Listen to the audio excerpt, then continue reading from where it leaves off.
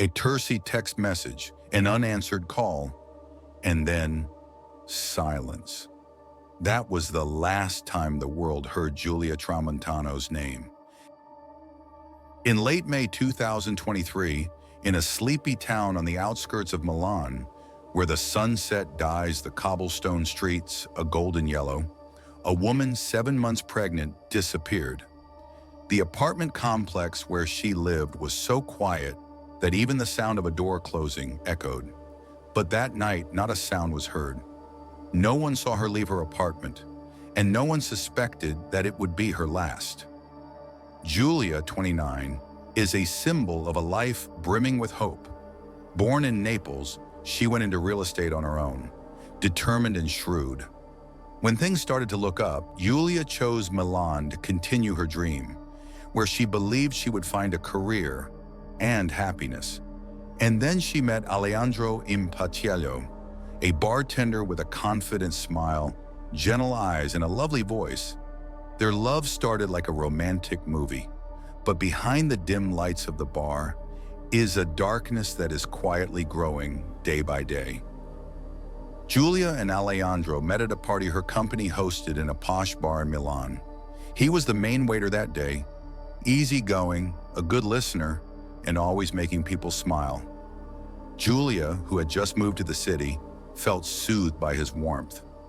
Soon after, they officially started dating and moved in together. At first, everything went smoothly. They shared work, meals, and future plans. But as the novelty wore off, Giulia began to sense subtle changes. Alejandro's words became more critical, especially when he mentioned the cultural differences between northern and southern Italians, implying that she didn't fit in. When Giulia expressed her feelings, he often avoided her. Giulia was patient, though. She believed it was just a temporary challenge. At the end of 2022, she discovered she was pregnant and hoped that this would be the turning point that would bring them together. But Alejandro's reaction was incomprehensibly cold. He did not ask questions, did not discuss the future, and almost avoided the subject of the child. Giulia began to feel lonely in her own home. Unbeknownst to her, Alejandro was maintaining a parallel relationship with a colleague named Algra, who had also just discovered she was pregnant. Under the pressure of two simultaneous pressures, Alejandro panicked. He convinced Algra to reconsider her decision, even accompanying her to the hospital. Meanwhile, Giulia still wanted to keep the child. She did not know that she was standing in the middle of a dangerous triangle where every exit could lead to tragedy. Instead of facing it, Alejandro secretly searched for a way out. He researched poisons, subtle symptoms, and ways to harm health without leaving a trace. In early 2023, Giulia began to feel physically exhausted, dizzy, sick to her stomach, tired all the time. She assumed it was pregnancy symptoms, but she still had a hunch that something was wrong. "I'm not sure if it's just a feeling, but it seems like it's more than just the pregnancy," she wrote in a text message to a friend. Neighbors sometimes heard light arguments. And then, just a week after their last tense conversation, Giulia decided to leave, a choice she didn't know would be the end of it all. The silence after the final confrontation made everyone uneasy. 2 days passed, not a single message, not a single call. And then, Mrs. Loredana began to feel that something was very wrong.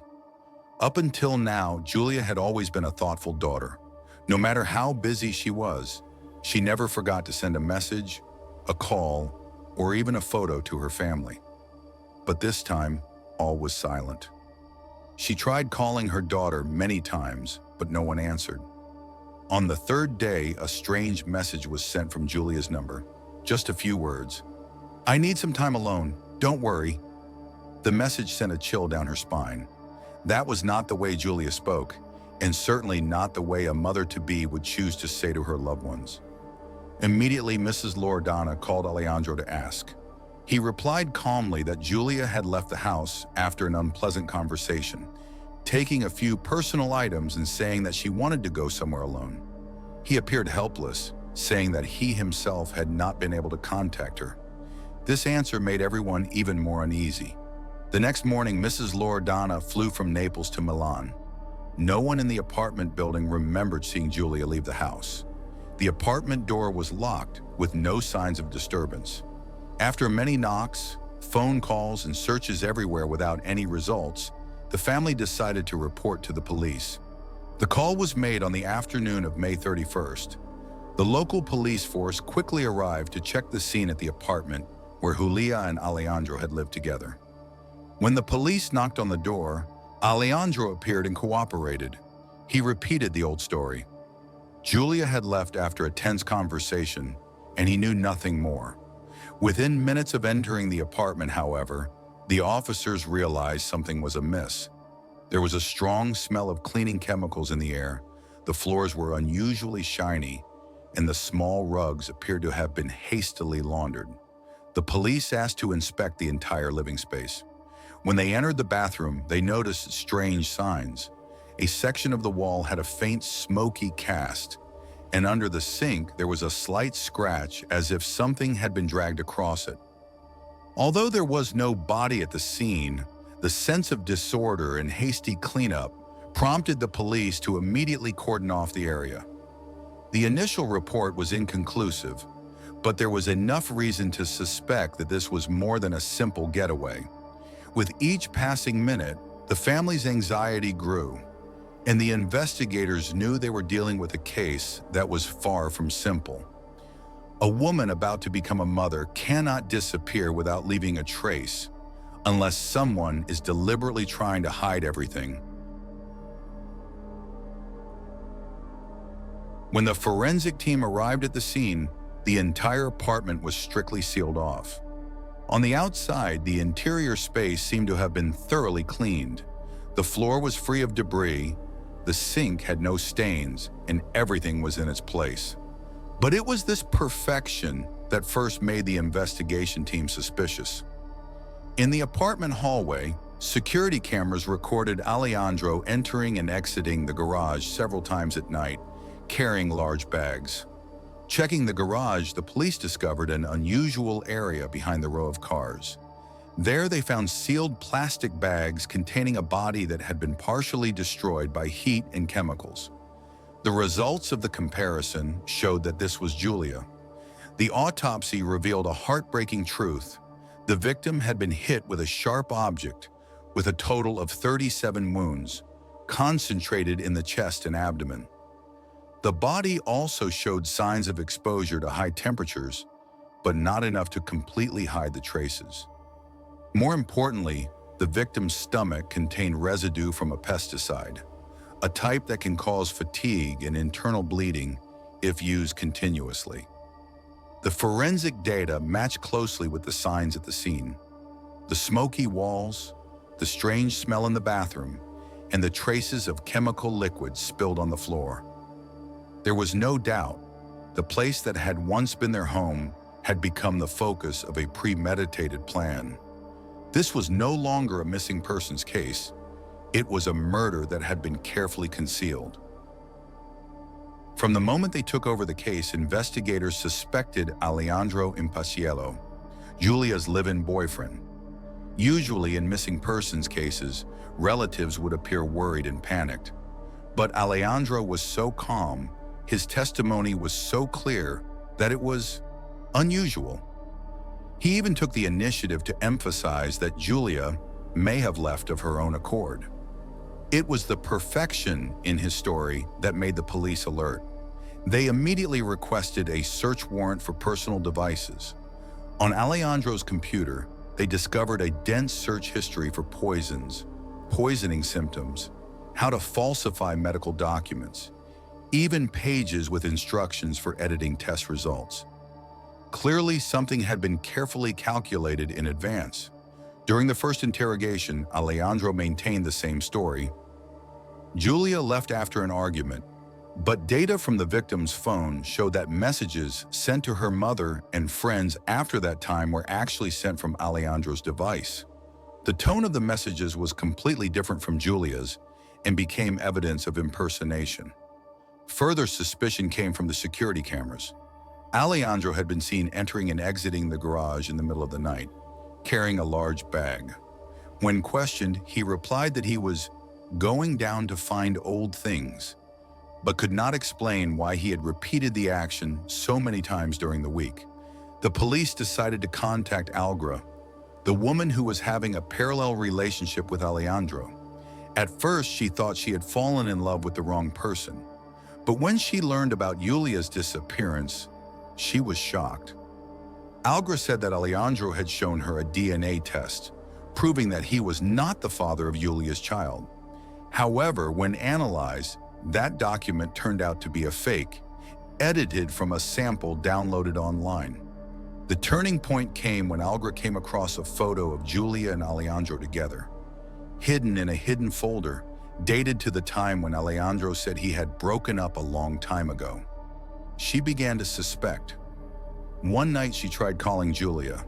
The woman on the other end, not desperate, not pleading, simply asked calmly, "Who are you?"